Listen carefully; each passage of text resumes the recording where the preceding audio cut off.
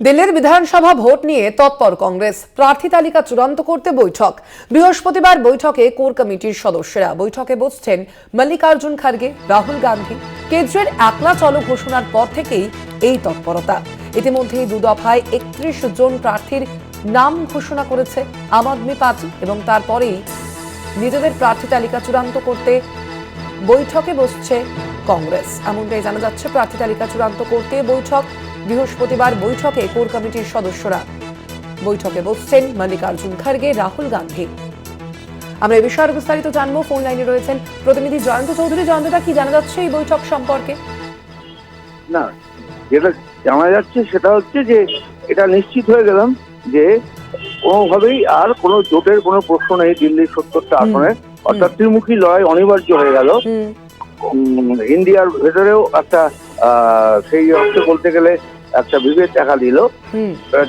আপের সঙ্গে কংগ্রেসের যে সমঝোতাটা গত লোকসভা ৬ মাস আগে লোকসভা নির্বাচনের সময় কিন্তু হয়েছিল, সেটাও কিন্তু আর অবশিষ্ট রইল না। অর্থাৎ যে যার নিজের মতন একলা চলনের নীতি নিয়েই চলছে।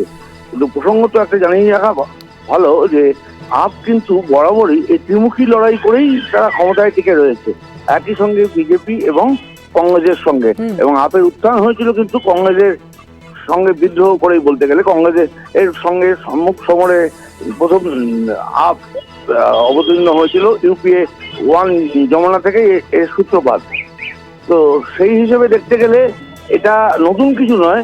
তবে একটাই নতুন নত্ব যে যখন ইন্ডিয়া জোট নিয়ে যার ঐক্য নিয়ে যখন প্রশ্ন উঠেছে, একই সঙ্গে পরপর মহারাষ্ট্রে কংগ্রেসের ধরাশায়ী হয়ে যাওয়া এবং হরিয়ানায় কান ঘেঁষে বেরিয়ে গেলে বলতে কান ঘেঁষে হেরে গেছে। খুব সামান্য ভোটে তারা হেরে গেছে। আসনের বিচারে কম, কিন্তু ভোটের বিচারে খুবই সামান্য। কিন্তু তা সত্ত্বেও তারা সেই ঐক্য আর বজায় রাখতে পারেনি এবং হরিয়ানায় কিন্তু আপের সঙ্গে কংগ্রেস কোনো রকম সমঝোতায় যায়নি। তার ফল ভুগতে হয়েছে কংগ্রেসকে। এবার কিন্তু কংগ্রেসকে নিয়ে আর আপ চলতে যে রাজি নয়, অন্তত তাদের রাজ্যে তাদের ক্ষমতা ধরে রাখার প্রশ্নে, সেটা আরবার স্পষ্ট হয়ে গেল আজকের এই বৈঠক থেকে। কারণ ইতিমধ্যেই অরবিন্দ কেজরিওয়াল কিন্তু ঘোষণা করে দিয়েছিলেন গতকালকেও যে আমরা এককভাবেই এই নির্বাচনে লড়ব।